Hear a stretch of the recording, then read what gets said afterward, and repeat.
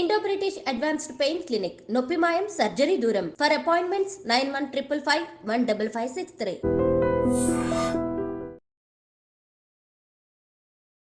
నమస్కారం గురుగారు. నమస్కారం అమ్మా ఝాన్సీ.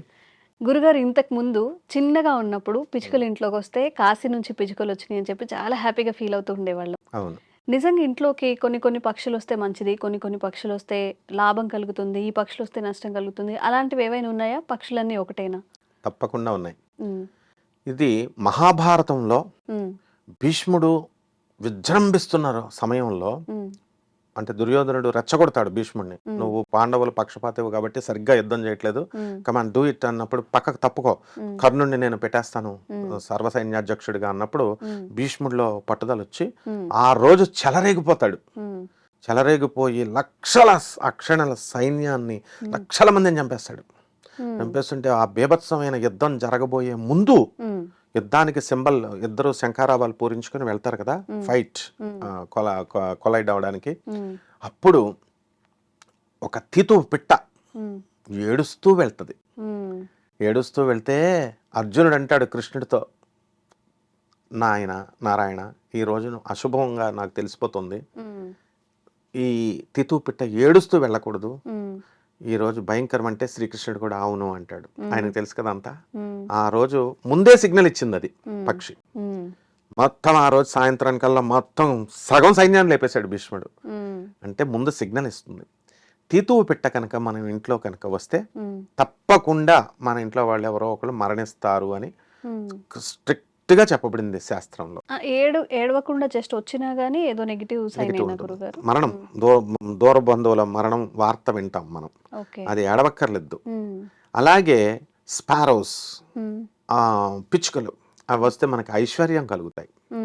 అండ్ ఈ మధ్య కాలంలో ఈ రాజశ్యామల హోమాలు, రాజశ్యామల జపాలు చేస్తున్నప్పుడు మా ఇంటికి ఆ రాజశ్యామల హోమం చేస్తే, పూజలు చేస్తే మా ఇంటికి ఈ యొక్క ప్యారెట్స్ అంటే చిలుకలు వచ్చినాయి అని నండూరు శ్రీనివాసరావు గారు, మా గురువు గారు చెప్పారు ఒక వీడియోలో. జనరల్గా వస్తాయని ఇంకా అందరూ మొదలు పెట్టారనమాట ఫోన్స్, మా ఇంటికి ప్యారెట్ వచ్చింది, మా ఇంటికి ప్యారెట్ వచ్చింది అని. అంటే రాలేదంటే సరిగ్గా చేయట్లేదు గురుగారు ఏమంటారు అని అన్న ఉద్దేశంతో. అలా కాదు, తప్పకుండా మనకి ప్యారెట్ వస్తే శుభసూచకం. శుకుడు జ్ఞానం వస్తుంది, అంటే మనకి చదువు మంచి మనం కోరుకున్న సీట్లలో, కోరుకున్న యూనివర్సిటీస్లో, ఫారిన్ యూనివర్సిటీస్లో చాలా మంది ట్రై చేస్తారు, కోరుకున్న సీట్లు రావాలని ట్రై చేస్తారు. విద్యగా అభివృద్ధి అవుతుంది. ఎందుకంటే శుకుడు, వ్యాసుని కుమారుడు అయినటువంటి శుకుడు ప్రతిరూపం ఇది. అలాగే కాకి మన ఇంటి పైకి వస్తాయి, ఇంటి పెరట్లో చెట్లుంటే వచ్చేవి. ఆ కాకి వచ్చినప్పుడు బంధువులు వస్తారు అని కాకరిస్తే చెప్పుద్ది, ఖచ్చితంగా బంధువులు వచ్చేవారు. అంటే అది శకునము. కాకి శనీశ్వరుడు కాబట్టి స్వచ్ఛ మరణం కలిగినటువంటిది కాకి. కాకి మరణం దానంతగా అది అనుకున్నప్పుడే చేస్తుంది అది, అంతేగాని దాన్ని ఎవరు చంపలేరు. సో భీష్ముడు లాంటిది అనమాట. అందువల్ల శనీశ్వరుడు వాహనం అది.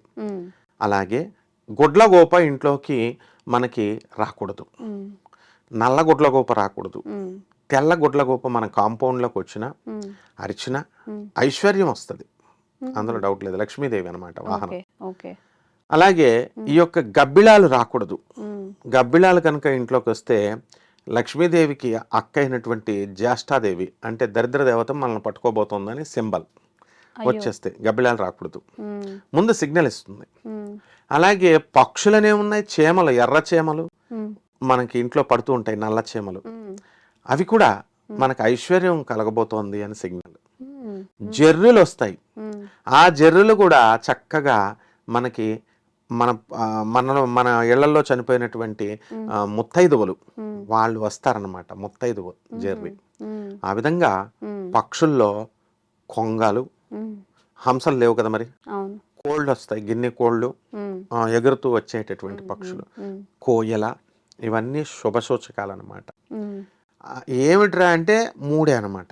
ఒక తీతుపిట్ట, రెండవది కాకి, మూడవది కాకి రావచ్చు, సర్టెన్ సర్కమ్స్టాన్సెస్ లో ఉంటాయి, సిగ్నల్ ఇస్తాయి. ఇది గబ్బిళం రాకూడదు, నల్ల గుడ్ల గొప్ప రాకూడదు. కాకి వస్తుంది, మామూలుగా వెళుతుంది, కానీ సర్టెన్ సర్కమ్స్టాన్సెస్ లో ఆ కాకి అనేది హాఫ్, అంటే జ్యోతిష శాస్త్రంలో బుధుడిని మనం ఏమంటాం అంటే అర్ధశుభుడు అంటాం. పూర్తిగా శుభుళ్ళ కింద గురుడు శుక్రుడు ఇలాంటి వాళ్ళని పెట్టాం, పూర్తిగా అశుభుల కింద కుజుడు శని ఇలాంటి వాళ్ళని పెట్టాం, అర్ధ శుభుడి కింద ఈ బుధుడిని పెట్టాం. అలా ఈ కాకి కూడా అర్ధ శుభ పక్షి అన్నమాట. సో మిగతా పక్షులు కేటగిరీ అంతా కూడా ఇది ఉంటుంది అనమాట. గురుగారు, మనకి గబ్బిలాలు వచ్చినప్పుడు ఇంట్లోకి ఆ ఇంటిని కొన్ని రోజుల పాటు క్లోజ్ చేయాలని చెప్తారు, కానీ అందరు అది పాటించలేరు. నిజంగా అట్లా చేయాలా, క్లోజ్ చేయాలా కొన్ని రోజులు? పూర్వకాలంలో అలా చేసేవారు, ఇప్పుడు ఈ కాలంలో అలా చేయనవసరం లేదు, ఎందుకంటే కుదరదు వీళ్ళకి. అందుకని వీళ్ళు ఒకటి చెయ్యాలి. అప్పుడు గబ్బిలం ఎప్పుడైతే వస్తుందో అది వెళ్ళిపోయిన తర్వాత వీళ్ళ తలంటి స్నానం చేసి దీపారాధన ఇమ్మీడియట్ గా చేసి ఉప్పుని మిరియాలని అక్కడ దేవుడి దగ్గర పెట్టి దానిపైన దీపారాధన కనుక చేసినట్లయితే ఆ దోషం పూర్తిగా పోతుంది. అండ్ బల్లి కూడా మన మీద పడేటటువంటి బలి శకునం అని ఉంది. బల్లి ముట్టుకున్నా కూడా మనకి వేరే కంచి వెళ్ళి వచ్చినటువంటి వాళ్ళని, బంగారు బల్లి ముట్టుకున్నటువంటి వాళ్ళని ముట్టుకుంటారు, అది కూడా దోషమే. అప్పుడు అన్నిట్లకి ఇలాంటి దోషాలన్నిటికీ ఒకటే రెమెడీ ఏంటంటే ఇమ్మీడియట్ తలంటి స్నానం చేయడము, ఆ తర్వాత మనము ఈ యొక్క మిరియాలు ఇవి పెట్టాలి. ఇది వరకు కాలంలో గ్రద్దలు కూడా వచ్చేవి ఇంట్లోకి, ఇప్పుడు రావట్లే. కోడి పిల్లల్ని పెంచుతాం కదా మనం, పెంచినప్పుడు అది అటాక్ చేయడానికి వచ్చినప్పుడు వచ్చేసి తీసుకెళ్ళిపోద్ది. ఇళ్లలో కూడా అప్పుడు గ్రద్దలు వచ్చేవి, ఇప్పుడు తగ్గిపోయింది. కాబట్టి ఇప్పుడు మెయిన్ గా వచ్చేటటువంటివి పిచ్చుకలు అండ్ చిన్న చిన్న గువ్వాలు, చిలుకలు, కొంతవరకు పావురాయిలు. పావురాయి కూడా శుభమే, అశుభమేం కాదు. కాకపోతే అవి వేసేటటువంటి వైరస్, అవి స్ప్రెడ్ చేసేటటువంటి వైరస్ ని బట్టి మనకు మరణాలు ఉంటాయని రావద్దు అని చెప్తాం అనమాట. మిగతా ఇవన్నీ శుభ పక్షులే అనమాట. గురుగారు, ఒక చిన్న డౌట్. అయితే గబ్బిలాలు ఇంట్లోకి వచ్చినప్పుడు చంపేస్తూ ఉంటారు, దానివల్ల ఏమైనా దోషం కలుగుతుందా? దోషం ఏమి కలగదు. ఇది ఈ సృష్టిలో ఏంటంటే పెద్ద జీవి చిన్న జీవిని చంపుద్ది. అందుకనే శ్రీకృష్ణుడు భీముడికి చెప్తూ కృష్ణ పాండవ్యం సినిమాలో పెద్ద చేపను చిన్న చేప మింగేస్తుంది అని అంటాడు. ఇది సృష్టి రహస్యం. అందువలన మనం బతకాలి అంటే మనం ఎవరో ఒకళ్ళని చంపాలి. ఇప్పుడు మేకనో కోడినో కోసేసి తినేస్తున్నాం, చెట్లను పీకుతున్నాం, లేకపోతే వెజిటేరియన్ ఫుడ్ని అలా. కాబట్టి ఈ యొక్క గబ్బిళాలనే మనం చంపకూడదు, వాటిని వెళ్ళిపోతాయి. ఒకవేళ పొరపాటున ఏమైనా చంపితే మనకి ఏం దోషం రాదు. మనకి తెలియక కావాలని చేయలేదు కదా, అందువల్ల లేకపోతే ఇలా వచ్చిందని సడన్ గా అది కర్రలతో పొగ వేసినా మామూలుగా ఇచ్చేసినా వెళ్ళిపోతాయి అవి. అందువలన అప్రయత్నంగా మనకి సంబంధం లేకుండా కనుక మనం చేస్తే అవి దోషం కాదు. గురుగారు, అయితే మీరు ఇందాక చెప్పినట్టుగా బల్లి కనుక పడితే, అంటే నిజంగా శాస్త్రంలో చేతి మీద పడితే ఇలా అని కొన్ని ఉన్నాయి, కానీ ఏంటంటే విష జంతువు కాబట్టి అది పడగానే బంగారం పట్టుకుంటూ ఉంటారు. దాని వెనక ఏదైనా లాజిక్ ఉందా? డెఫినెట్ గా ఉంది. ఇప్పుడు ఈ యొక్క బల్లి మనకి శిరస్సు మీద పడితే మరణం తథ్యం. చాలా మంది విత్ ఇన్ 1 month లో చనిపోయిన వాళ్ళు ఉన్నారు. శకునం, అది శకునం కింద పెట్టారు బలిని. అలాగే ఆడవాళ్ళకి లెఫ్ట్ పార్ట్లలో పడాలి, మగవాళ్ళకి రైట్ పార్ట్లలో పడాలి.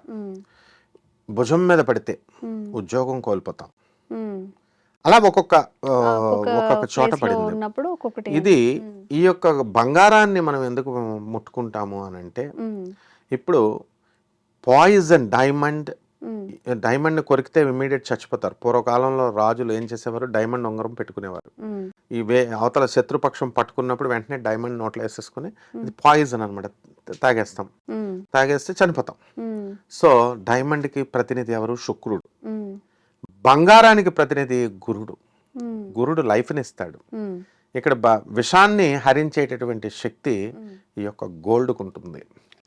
అందువల్లనే మనము అది పట్టుకున్నప్పుడు బంగారాన్ని ముట్టుకుంటాం. అంటే anything which relates to Jupiter planet, అది గురువు కాబట్టి దేవతల గురువు హాలాహలాన్ని మదించినప్పుడు దేవతలంతా కూడా ఈ యొక్క అమృతాన్ని తాగారు, రాక్షసులేమో విషాన్ని తాగారు.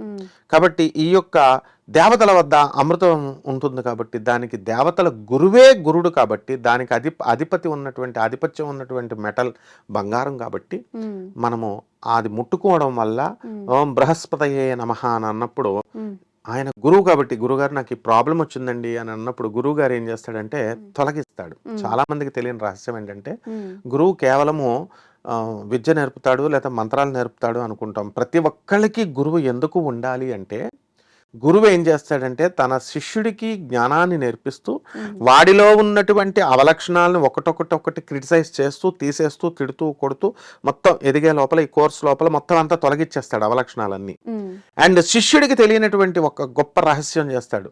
తన శిష్యుడి మీదకి ఏదైనా ఆపద రాబోతుంటే ఈ శిష్యుడికి కూడా తెలియకుండా ఆపదని రక్షిస్తాడు. అందుకు గురువు ఉండాలి. సపోజ్ శ్రీకృష్ణ పరమాత్మ అర్జునుడు అసలు గురువు కృష్ణుడు, ఈ ద్రోణాచార్యుడు మన స్కూల్ మాస్టర్. ఆ కాలంలో రాజుల కాలం కాబట్టి ఆ వంశంకి చెప్పాలి. ద్రోణాచార్యుడు స్కూల్ మాస్టర్, టీచర్ అనమాట. ఆయన ఈజ్ నాట్ గురువు. కాబట్టి అసలైనటువంటి గురువు జగద్గురు అయినటువంటి కృష్ణుడు అర్జునుడి గురువు. కాబట్టి తన శిష్యుడి మీద కర్ణుడు పాశుపతాస్త్రాన్ని వేస్తే, నాగాస్త్రాన్ని వేస్తే అర్జునుడికి తెలియదు అది హాని చేస్తుందని.